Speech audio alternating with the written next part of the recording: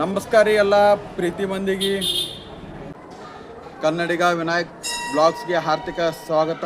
ಇನ್ನು ಯಾರು ನನ್ನ ಚಾನಲ್ಗೆ ಸಬ್ಸ್ಕ್ರೈಬ್ ಮಾಡಿಲ್ಲ ಮಾಡಿರಿ, ಲೈಕ್ ಶೇರ್ ಕಮೆಂಟ್ ಮಾಡ್ತಾಯಿರ್ರಿ. ನನಗೆ ನಿಮ್ಮ ಆಶೀರ್ವಾದ ಭಾಳ ಮುಖ್ಯ ಅದ ರೀ. ನನಗೆ ಹಂಗೇನದ ನಿಮ್ಮ ಸಲುವಾಗಿ ಹೊಸ ಹೊಸ ವಿಡಿಯೋ ಅಪ್ಲೋಡ್ ಮಾಡ್ಕೋತಿರ್ತೀನಿ, ಹಾಗೆ ನೀವು ನೋಡ್ಕೋತೀರಿ. ನಮ್ಮ ವಿಜಯಪುರದಲ್ಲಿ ಡ್ಯೂಟಿಗೇರಿಯಲ್ಲಿ ಇರುವಂತಹ ಶ್ರೀ ರಾಘವೇಂದ್ರ ಸ್ವಾಮಿ ಮಠದಲ್ಲಿ ಆರಾಧನೆಯು ವಿಜೃಂಭಣೆಯಿಂದ ಸಾಗ್ತಾ ಇದೆ ರೀ. ಇವತ್ತೇನದಲ್ಲ ಮಧ್ಯ ಆರಾಧನೆ ಅದ, ಇವತ್ತು 2ನೇ ಆರಾಧನೆ. ಇವತ್ತು ವಿಶೇಷವಾಗಿ ಹೋಮಗಳು ಹಾಗೂ ಪೂಜೆಗಳು, ಮಹಾಪ್ರಸಾದವೂ ಇರ್ತದೆ. ಇಲ್ಲಿ ಏನದಪ್ಪ ಅಂತಂದ್ರೆ 3 ಗಂಟೆಯಿಂದ ರಾತ್ರಿ 11 ಆಗಲಿ 12 ಆಗಲಿ ಭಕ್ತಾದಿಗಳಿಗೆ ಪ್ರಸಾದ ವ್ಯವಸ್ಥೆ ಮಾಡಿರ್ತಾರೆ ರೀ. ನಿಮಗೆ ಒಂದೊಂದು ಎಲ್ಲ ವಿಡಿಯೋಗಳನ್ನು ತೋರಿಸ್ತೀನಿ ರೀ.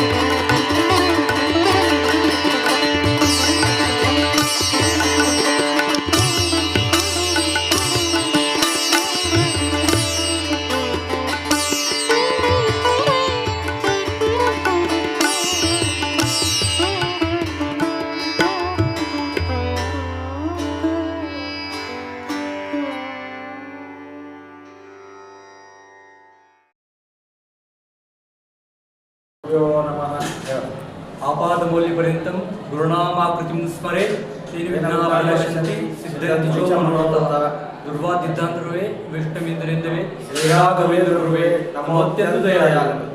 ಶ್ರೀ ಗುರು ಸಾರ್ವಭೌಮರ ಆರಾಧನಾ ಮಹೋತ್ಸವದ ಅಂಗವಾಗಿ ಅವರನ್ನು ಸ್ಮರಣೆ ಮಾಡುತ್ತಾ, ಗುರು ಸಾರ್ವಭೌಮರು 353 ವರ್ಷಗಳ ಆರಾಧನಾ ಮಹೋತ್ಸವ ಅಂಗವಾಗಿ ನಾವು ಸಾಕಷ್ಟು ಸಾಂಸ್ಕೃತಿಕ ಹಾಗೂ ಧಾರ್ಮಿಕ ಕಾರ್ಯಗಳನ್ನು ಏರ್ಪಡಿಸಿದ್ದೇವೆ.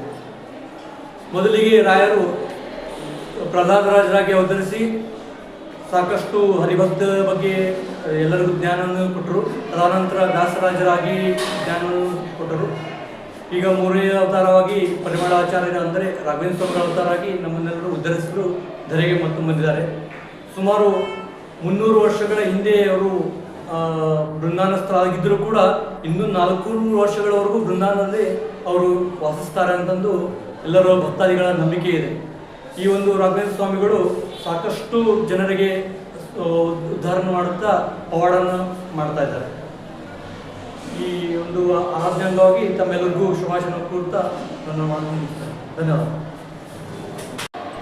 ಗುರುಭ್ಯೋ ನಮಃ.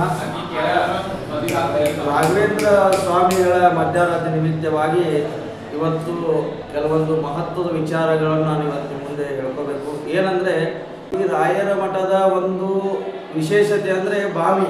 ನೀವು ನೋಡ್ಬೋದು, ಬಾವಿಯಲ್ಲಿ ಸದಾ ನೀರಿರುತ್ತೆ. ಮಳೆಗಾಲ ಇರಲಿ ಬಿಡಲಿ ನೀರಂತೂ ಕಡಿಮೆ ಆಗಲ್ಲ. ಯಾಕಪ್ಪ ಅಂದರೆ, ಈ ಮಠ ಕಟ್ಟೋ ಸಮಯದಲ್ಲಿ ಬಾವಿ ತೆಗೆದಾಗ ನೀರು ಬರದೇ ಇರುವ ಒಂದು ಸಂದರ್ಭದಲ್ಲಿ ನಮ್ಮ ಗುಂಡಾಚಾರ್ ಗೋಟೆ ಅಂದರೆ ಈಗಿನ ನಮ್ಮ ಅರ್ಚಕರ ತಂದೆಯವರು ಒಂದು ರಾಯರನ್ನು ನೆನೆದು ರಾಯರ ಕುರಿತು ತಪಸ್ಸು ಮಾಡಿ ಮಂತ್ರಾಕ್ಷತೆಯನ್ನು ಬಾವಿಯಲ್ಲಿ ಹಾಕಿದ ತಕ್ಷಣ ರಾಯರ ಒಂದು ಕೃಪಾಕ್ಕೆ ಪಾತ್ರರಾಗಿ ಇಲ್ಲಿಯವರೆಗೂ ಬಾವಿಯ ನೀರು ಸದಾ ಹಾಗೆ ಇದೆ ಎಂಬುದು ಎಲ್ಲರೂ ತಾವು ನೋಡ್ಬೋದು. ಮಠಕ್ಕೆ ಬಂದರೆ ರಾಯರ ಕೃಪೆಗೆ ಪಾತ್ರ ಆಗಬೇಕಂತ ಈ ಮೂಲಕ